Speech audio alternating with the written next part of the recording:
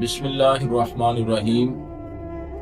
جو شخص روحانی اعمال کو بجا لانے والا ہے، جہاں اسے دیگر روحانی اعمال کے فوائد جو ہیں وہ ملتے ہیں، ان فوائد میں سے ایک بڑا فائدہ یہ ہے کہ روحانی اعمال کو بجا لانے والا شخص وہ مستجاب الدعوات بن جاتا ہے۔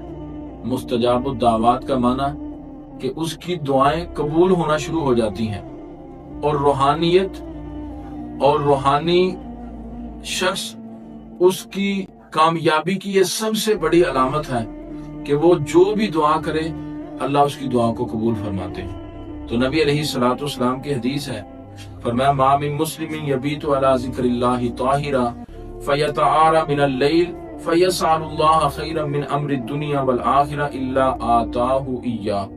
سلسلہ حدیث صحیحہ کے اندر 3288 نمبر یہ حدیث ہے۔ نبی علیہ الصلوۃ والسلام نے فرمایا کہ کوئی بھی مسلمان فرمایا جو اللہ کا ذکر کرتا ہے اور فرمایا باوضو وہ رات گزارتا ہے۔ اب باوضو رہنا یہ روحانی عمل ہے، روحانیت کے حصول کے لیے سب سے پہلا عمل ہے۔ تو فرمایا جو شخص اللہ کا ذکر کرتا ہے اور باوضو رات گزارتا ہے، فیتعاری من اللیل، اور رات کے وہ کسی بھی حصے میں بیدار ہوتا ہے، فیسأل اللہ خیرا من امر الدنیا والآخرہ، وہ اللہ سے دنیا آخرت کی جو بھی بلائی اس کا وہ سوال کرتا ہے، اللہ سے دنیا آخرت کی بلائی مانگتا ہے۔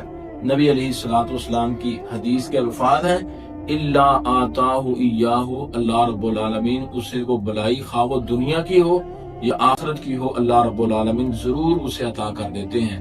تو روحانی عمل کا یہ بڑا فائدہ کہ اللہ رب العالمین ایسے شخص کو مستجاب الدعوات، یعنی اللہ اس کی دعاؤں کو قبول کرنا شروع کر دیتے ہیں۔